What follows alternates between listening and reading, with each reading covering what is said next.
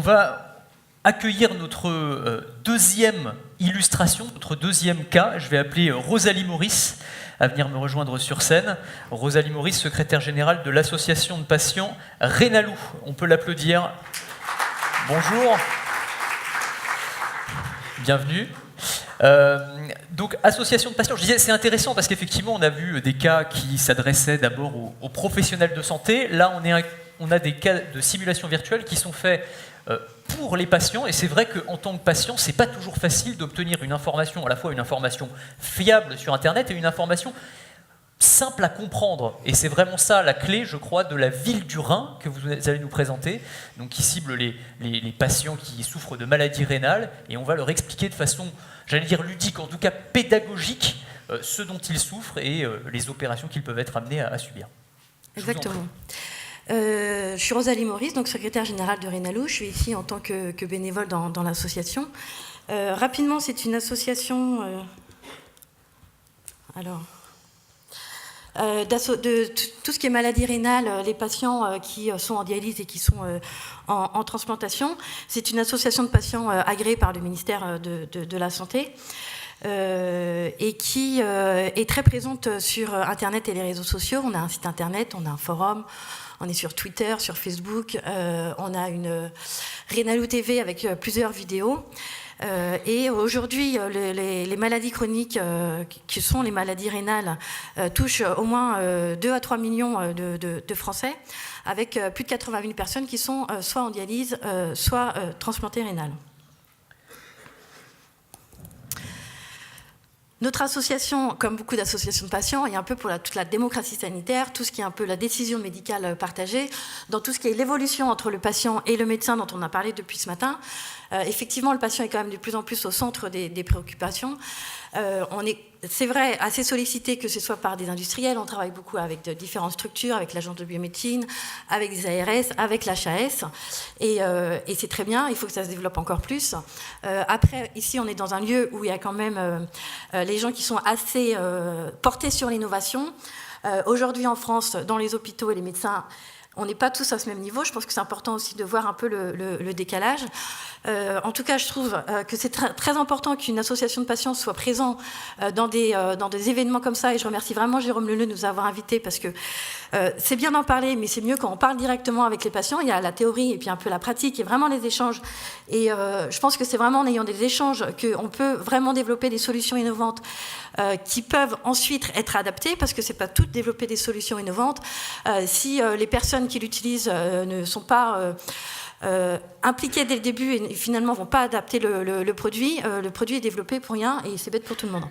Donc je pense que c'est vraiment dans un partenariat entre les industriels, les associations de patients, mais aussi tout le secteur un peu, je dirais plus large, médecins, CHU, académiques et tout ce qui est aussi paramédical, dont on a finalement peu parlé mais qui sont très impliqués, tout ce qui est assistance...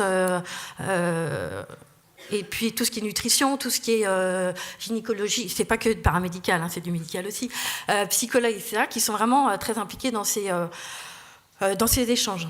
Sur la décision médicale partagée, l'HAS recommande la décision médicale partagée, c'est-à-dire qu'il y a un échange entre le patient et le médecin.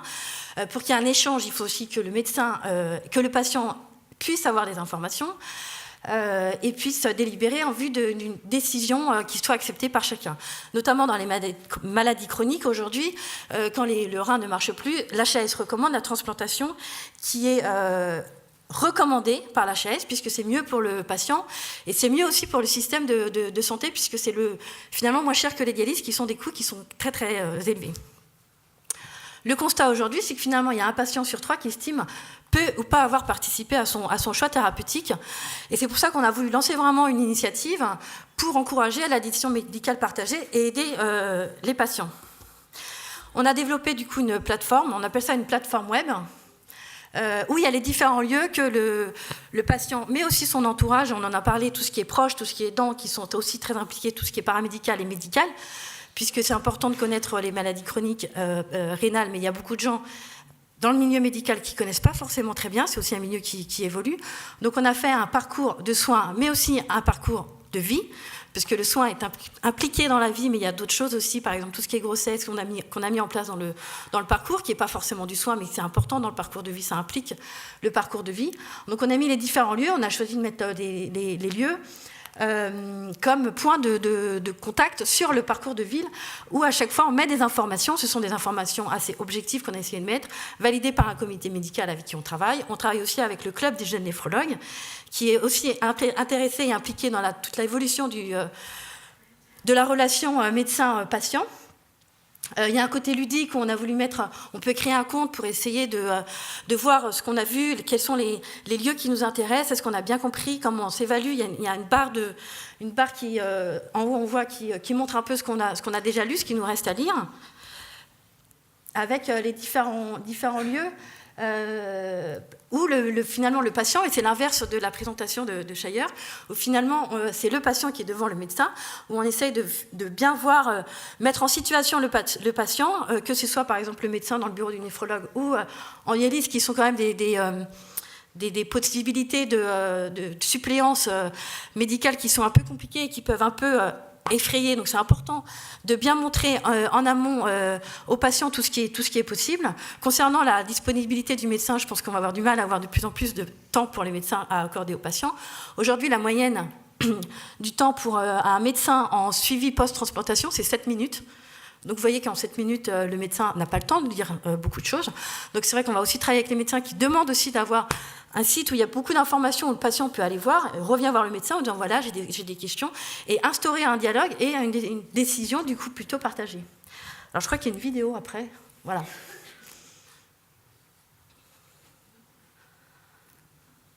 Où on voit effectivement la barre de progression.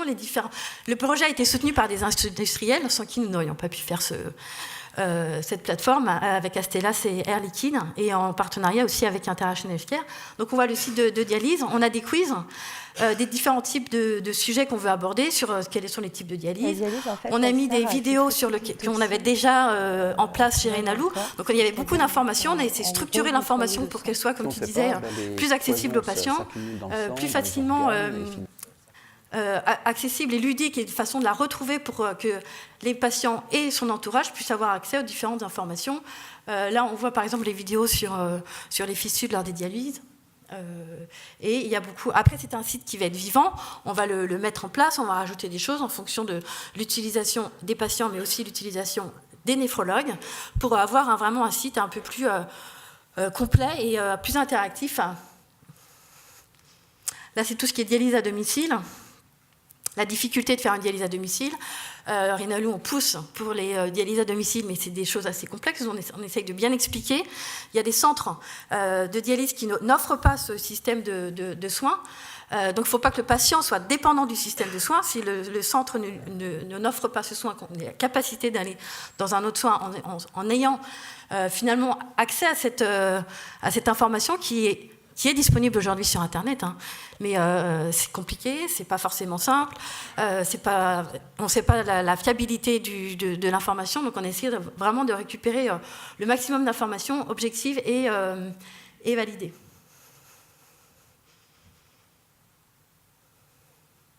Tout ce qui est suivi post-greffe,